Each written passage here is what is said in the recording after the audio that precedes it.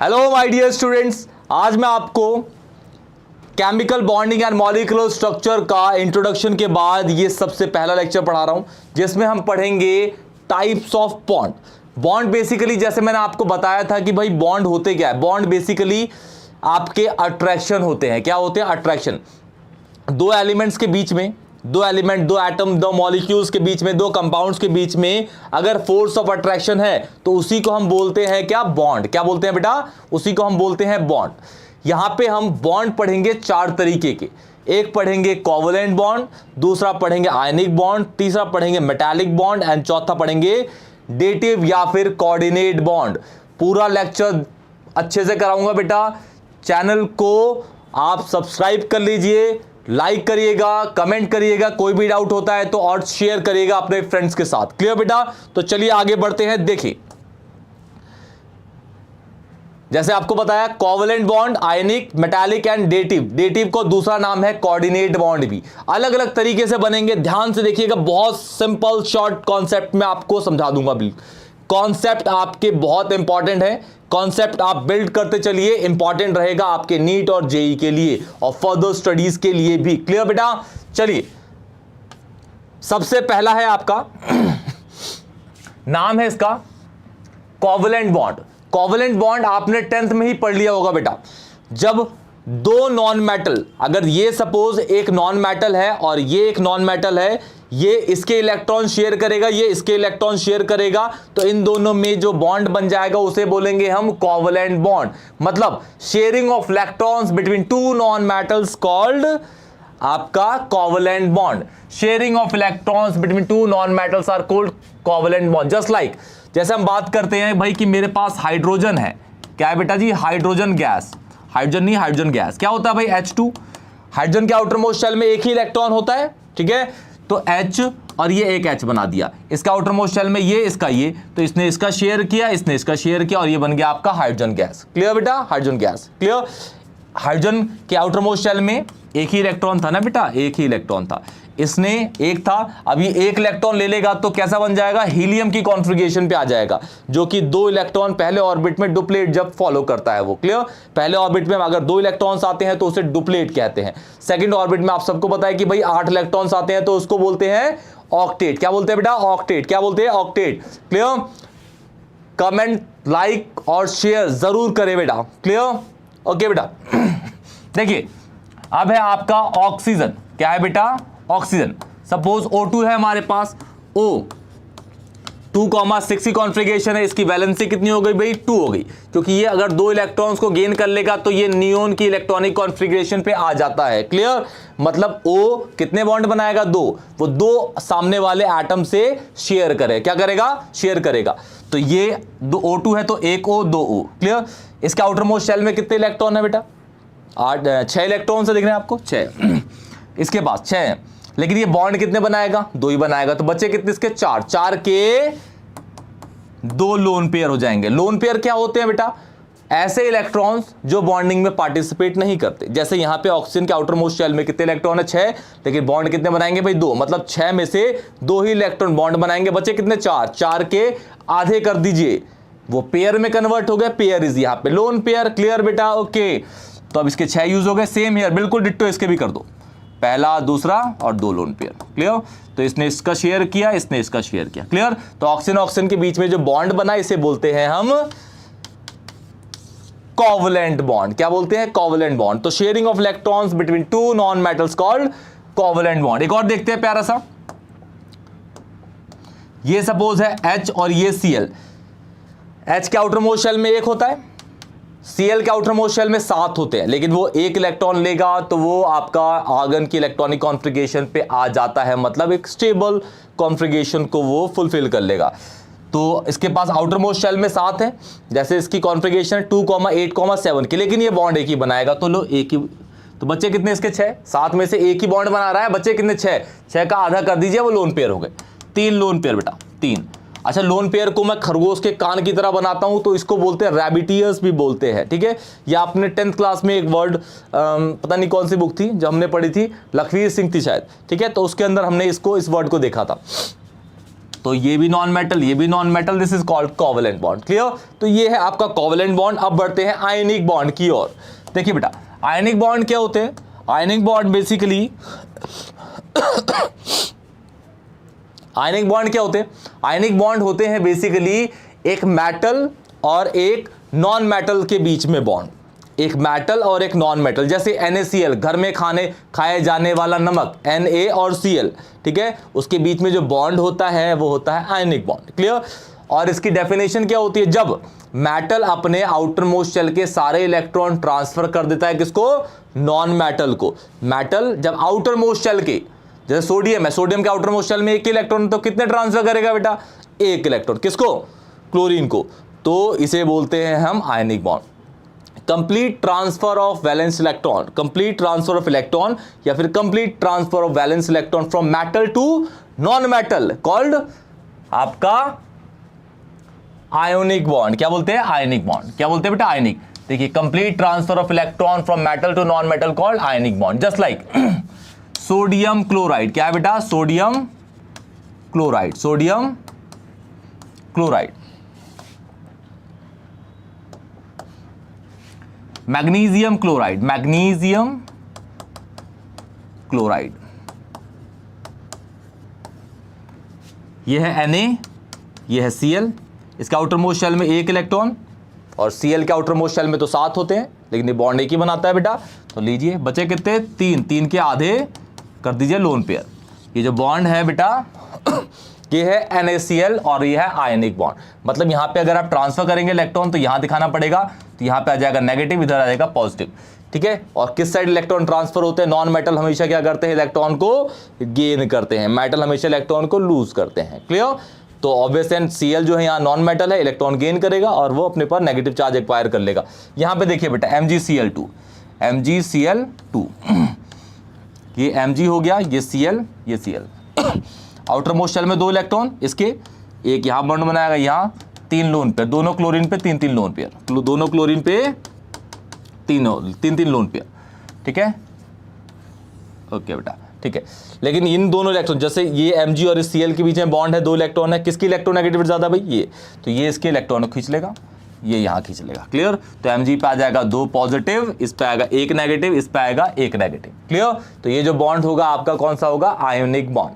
Complete transfer of valence electron या फिर electrons from metal to non metal called covalent ionic bond. Perfect बेटा, ये भी easy है आपका। नेक्स्ट पे आते हैं, देखिए नेक्स्ट है आपका मेटालिक बॉन्ड। दो मेटल पहले था मेटल मेटल, हमने जो पहला पढ़ा आपका कोवेलेंट, नॉन मेटल, फिर मेटल नॉन मेटल, अब मेटल मेटल के बीच में। ठीक है? मेटल मेटल के बीच में जो बॉन्ड पाया जाता है उसे बोलते हैं हम क्या? Metallic bond. क्या बोलते हैं? Metallic bond.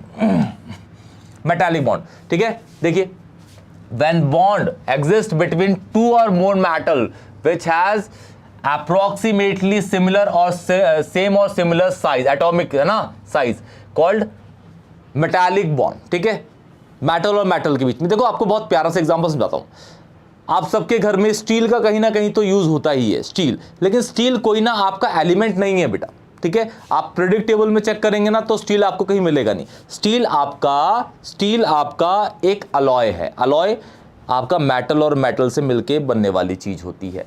और जो स्टील बनता है वो बनता है जिंक से और आयरन के मिक्सचर से। ठीक है? अगर जिंक के अंदर स्टील के अंदर आयरन का कॉम्पोजिशन जिंक से ज्यादा होता है तो उस स्टील के अंदर रस्टिंग की पॉसिबिलिटी ज्यादा होती है। लेकिन अगर जिंक का कॉम्पोजिशन आयरन के कॉम्पोजिशन से ज्यादा होता है, इसका मतलब वहां पे रस्टिंग की प्रोसेस जो है वो उसकी मिनिमम पॉसिबिलिटी होती है। ठीक है? तो सबसे पहला एग्जांपल है बेटा स्टेनलेस स्टील, जिसको हम स्टील कहते हैं। Stainless steel.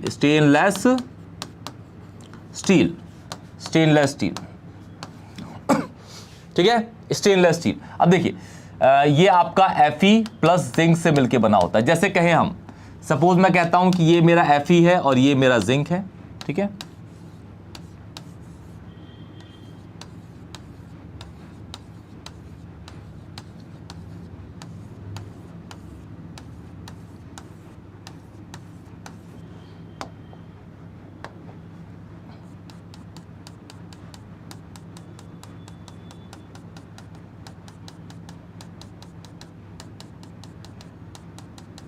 ठीक है, इन दोनों को जब मैंने मिलाया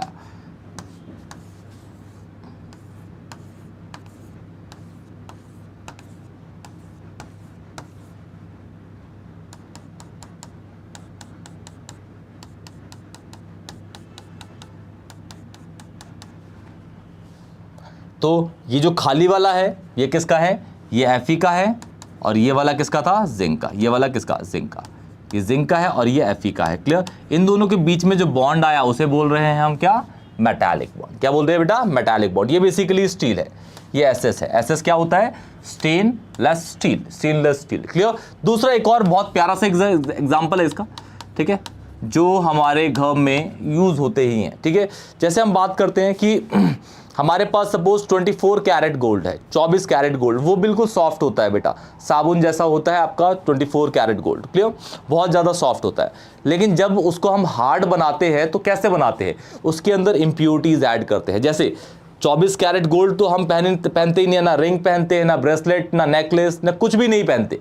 ठीक है, उसका ना हम उसके बेंगल्स बनाते हैं, कुछ भी नहीं बनाते उसके। उसमें जब हम इम्प्योरिटी ऐड करते हैं तो 24 कैरेट गोल्ड ना हार्ड बन जाता है, 24 कैरेट गोल्ड हार्ड बन जाता है, 24 कैरेट गोल्ड हार्ड बन जाता है। क्लियर, 24 कैरेट गोल्ड हार्ड बन जाता है। 24 कैरेट गोल्ड हार्ड बना कब, जब उसके अंदर इम्प्योरिटी ऐड, तो मतलब उसकी कैरेट गिर गया, जिसको हम बोलते हैं 22 कैरेट, मतलब उसके अंदर कुछ परसेंटेज हमने इम्प्योरिटी ऐड कर दी। अब इम्प्योरिटी हम क्या क्या डालते हैं, पित्तल डालते हैं, चांदी डालते हैं, तांबा डालते हैं। ठीक है, अलग अलग तरीके से हम डालते हैं। तो सपोज मैं कहता हूं कि भाई मेरे पास ये इनिशियली 24 कैरेट गोल्ड था, इसके अंदर मैंने चांदी डाला। ठीक है, ये AU है, AU इज गोल्ड, है ना बेटा।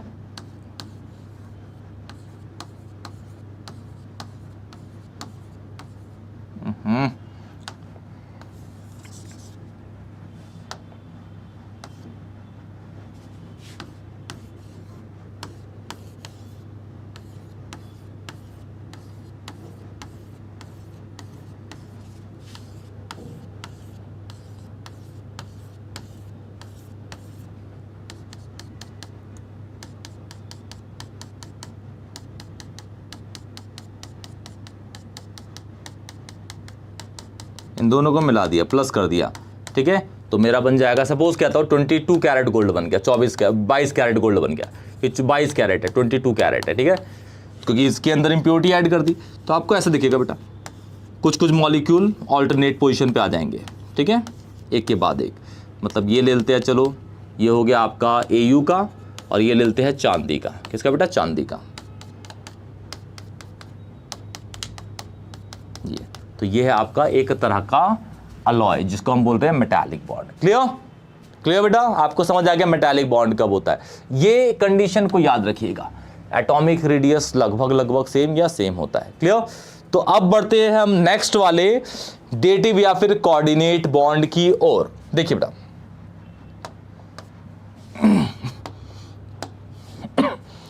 अब जो डेटिव या कोऑर्डिनेट बॉन्ड होता है 12th क्लास के अंदर ना एक पूरा का पूरा चैप्टर ही है इसका, कोऑर्डिनेशन कंपाउंड। पूरी की पूरी केमिस्ट्री को अलग उसने सेपरेट कर दिया है, कोऑर्डिनेट या डेटिव बॉन्ड। ठीक है, अब बेसिकली ये होता क्या है, डेटिव बॉन्ड या कोऑर्डिनेट बॉन्ड कब बनता है, जब एक इलेक्ट्रॉन रिच, जिस पे इलेक्ट्रॉन ज़्यादा होंगे वो इलेक्ट्रॉन रिच कहलाएगा, उसी को हम हाइपर वैलेंट भी कहते हैं। क्या बोलते हैं, हाइपर वैलेंट। जब एक इलेक्ट्रॉन रिच एक इलेक्ट्रॉन डेफिशिएंट को अपने इलेक्ट्रॉन डोनेट करेगा, वर्ड याद रखना, डोनेट करेगा, क्योंकि हमेशा अमीर गरीब को डोनेट करता है। क्लियर, वर्ड याद रखना, टर्मिनोलॉजीज को याद रखना बेटा। When an electron rich species और compound donates their electron to the electron deficient compound या species, the bond called या relation built between them called dative or coordinate bond, dative or coordinate bond। Clear, देखिए क्या लिखा हुआ है, when electron rich compound या फिर hypervalent compound donate their electron to the electron deficient compound, उसको हम hypervalent कहते हैं, called dative या फिर उसी को coordinate या फिर dative bond कहते हैं। क्लियर, तो इसका बहुत प्यारा सा एग्जाम्पल है बेटा। ठीक है, देखिए इलेक्ट्रॉन रिच और इलेक्ट्रॉन डेफिशिएंट आप पहचानेंगे कैसे, अगर किसी भी कंपाउंड पे नेगेटिव चार्ज है, लोन पेयर है, या फिर उसके सेंट्रल एलिमेंट पे 8 से ज़्यादा इलेक्ट्रॉन है, तो ये 3 कंडीशन में वो इलेक्ट्रॉन रिच होता है। क्या होता है, पहला उस पर नेगेटिव चार्ज हो सकता है तो रिच होगा, दूसरा उसके पास लोन पेयर होगा सेंट्रल एलिमेंट पे तो भी वो रिच होगा। तीसरी कंडीशन पे, तीसरा अगर उस कंपाउंड के सेंट्रल एलिमेंट पे शेयर कर करके 8 से ज्यादा इलेक्ट्रॉन है तो भी वो क्या हो सकता है, आपका इलेक्ट्रॉन रिच हो सकता है। ठीक है, जैसे मैं यहां लिखता हूं बेटा इलेक्ट्रॉन रिच लिखता हूं, इलेक्ट्रॉन रिच। ठीक है, मेरे पास है NH3, क्या है NH3, NH3 के N पे एक लोन पेयर होता है। दूसरा इलेक्ट्रॉन डेफिशिएंट, इलेक्ट्रॉन डेफिशिएंट दूसरा। ठीक है, ये बना दिया मैंने BF3। BF3 में B कितने बॉन्ड बना रहा है, 3 मतलब 6 इलेक्ट्रॉन, मतलब वो इलेक्ट्रॉन डेफिशिएंट। 8 से कम इलेक्ट्रॉन होते हैं ना, ऑक्टेट से कम, तो उसे बोलते हैं इलेक्ट्रॉन डेफिशिएंट। तो भाई ये इलेक्ट्रॉन रिच है तो ये क्या करेगा, इसको इलेक्ट्रॉन डोनेट करेगा। तो इनके बीच में जो बॉन्ड बन जाएगा वो बनेगा NBF3। क्लियर, तो इस बॉन्ड को क्या बोल रहे हैं हम, कोऑर्डिनेट या dative bond. Clear, when an electron, देखिए इलेक्ट्रॉन रिच है, जिसने ये इलेक्ट्रॉन डेफिशिएंट है, इसने डोनेट करे इसको इलेक्ट्रॉन, किसको, बी को करेगा, एफ को नहीं करेगा, बी पे ही जाएगा, बी पे, इसलिए मैंने बी पे बनाया। ये डोनेट मतलब दे रहा है उसको। क्लियर, तो ये है आपका क्या बेटा, डेटिव बॉन्ड। क्लियर, तो ये आपके चारों टाइप ऑफ बॉन्ड थे बेटा। ठीक है, ऐसे नहीं है कि बॉन्ड और नहीं है, लेकिन इसके अंदर यही है। और इस चैप्टर के अंदर लास्ट में एक और है आपका हाइड्रोजन बॉन्ड, वो अलग कैटेगरी का बॉन्ड है। क्लियर, अलग कैटेगरी का बॉन्ड है, वो भी एक तरह का कोवैलेंट ही होता है बेसिकली। ठीक है, किस तरीके से होगा वो आप बाद में पढ़ेंगे, वो भी इंपॉर्टेंट है। लेकिन अभी के इनिशियल पॉइंट्स पे आपको ये 4 बॉन्ड्स याद रखने हैं, कोवैलेंट बॉन्ड, ठीक है, आपका आयनिक बॉन्ड, फिर आपका metallic, and last is dative या फिर कोऑर्डिनेट बॉन्ड। क्लियर, तो इसमें आपको कोई भी डाउट होता है तो कमेंट सेक्शन में बताइए, वीडियो को लाइक करिए, चैनल को जरूर सब्सक्राइब करिए बेटा, और शेयर करिए, लाइक करिए, कमेंट करिए। कोई भी डाउट होता है तो कमेंट करिए बेटा। क्लियर, तब तक के लिए टेक केयर बेटा।